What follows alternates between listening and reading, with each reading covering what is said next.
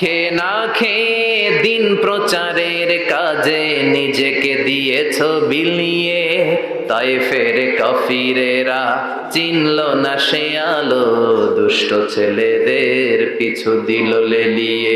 পাথরের আঘাতে ক্ষত বিক্ষত হয়ে সারা শরীর থেকে রক্ত ঝরে।